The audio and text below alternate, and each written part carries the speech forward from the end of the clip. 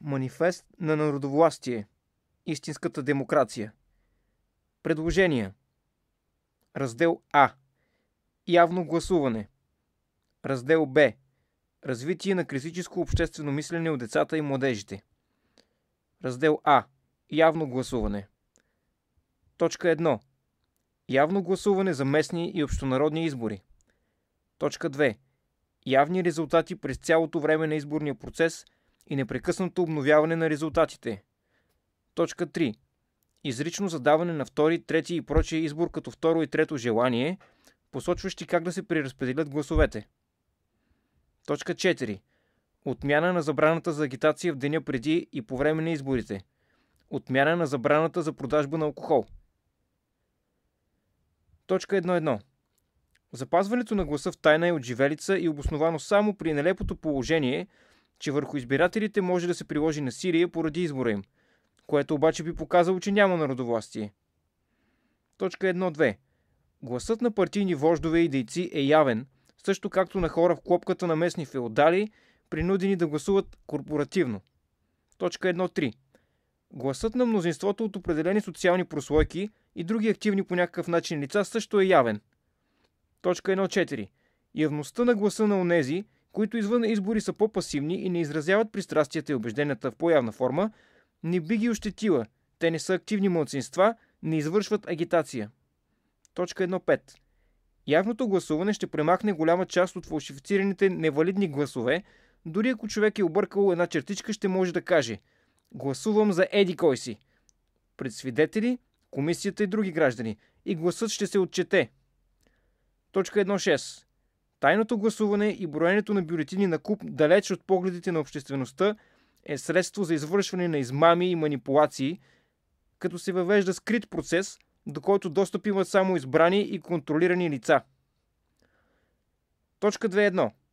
Известността на резултатите и моменталното отброяване на гласовете, било дори само в рамките на изборната секция, е публично, явно, и самите гласоподаватели ще могат да се уверят дали са гласували правилно, както и да наблюдават дали междувременно не са извършвани нарушения, като следят броя гласували, проценти и прочие и ги отчитат някъде другаде в контролни пунктове. Например, ако в даден момент за дадена личност са гласували 100 души, няма как след 2 часа броят им да намалее. Точка 2.2. Обяснението на поддръжниците на мракобесието би било, че обявяването на резултатите по време на изборния процес ще изкриви крайните резултати. Първо, така наречените социологически агенции, за които е известно, че често са тясно сътрудничество с партии, известяват прогнозни резултати непрекъснато, включително няколко дни преди изборите и веднага след края на изборния ден. Това също изкривява резултатите, повлиява на обществените нагласи, дори ако прогнозите са напълно достоверни. Достоверността и методиките на изчисленията от представителната извадка от 100 или 999 души в 5 града обаче са нещо, в което има твърде много скрито покрито, затова предразполагащо към манипулация. В по-глобален план, самата възможност да се правят достоверни прогнози за политическите нагласи на населението с такава точност при изследване на една 5000 или на една 10 000 от него показват, че няма никакви избори. Общественото мнение е оформено и фиксирано предварително. Тези социологически изследвания са дело на съответни агенции, които работят за партии, телевизии и медии, които са финансирани или са във връзка с собственици, които са свързани с партии, които заедно са свързани с държавното управление, държавно преразпределение, европейски проекти и така нататък. Партиите са наясно какво се очаква, защото често социологическите прогнози познават това, което излиза от преброяването точно до няколко процента. Защо тогава да няма официални резултати непрекъснато? Защо избирателите да не получават максимално достоверна, проверима от всеки от тях информация за обществените нагласи, дори само в своята избирателна секция или район? Второ, изборите не бива да бъдат лотария, каквото продължават да са. Нека гласоподавателите имат колкото се може повече информация, така че да направят по-информиран избор. Информацията за гласувалите до момента, а също и кои са гласували, може правомерно да просветли и да промени отношението на избирателите към една или друга партия. Точка 2.3.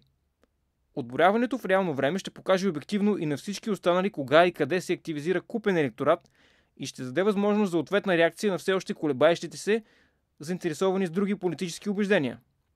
Нещо, за което те имат право. Явността ще покаже и на всички граждани в района на гласуването контингента на тази или на онази партия, на този или онзи купувач на гласове или феодал. Точка 3.1. Така кандидат-гимназисти и кандидат-студенти задават своите предпочитания къде да бъдат прияти. Ако не се класират за първо желание, отиват на второ, ако не, трето и така нататък. Точка 3.2. Гласуващите ще могат да отразят своите предпочитания за съответна политическа линия от сходни партии и също така млади, но перспективни партии ще получат повече подкрепа от колебаещи се, които се страхуват, че избраната от тях партия няма да премине границата от 4 или еди колко си процента и гласът им ще се преразпредели несправедливо. Точка 3.3. По този начин, поне частично ще се реши проблемът със случаи на нелепо преразпределяне на гласове като онзи в Кюстендил на последните парламентарни избори. Точка 4.1. Ограничението на алкохола и деня за размисъл са високопарни глупости, опитващи се да придадат изтънченост на изборния процес. Той няма такава. Хората си разреждат с алкохол предварително, така както младежи, които желаят, се напиват преди да влязат в дискотеката. Ако убежденията на гласоподавателя са толкова неустойчиви и крехки, че той може да прескочи от една партия на друга, защото точно в деня на изборите му кажат гласувай за еди кого си и чрез езика на тялото му поставят 50 лева в ръката или пък го заплашат, че ще загуби работата си и повече няма да може да си намери, за каква демокрация, воля на народа и за какъв изборен процес, размисъл, съвест и прочие говорим?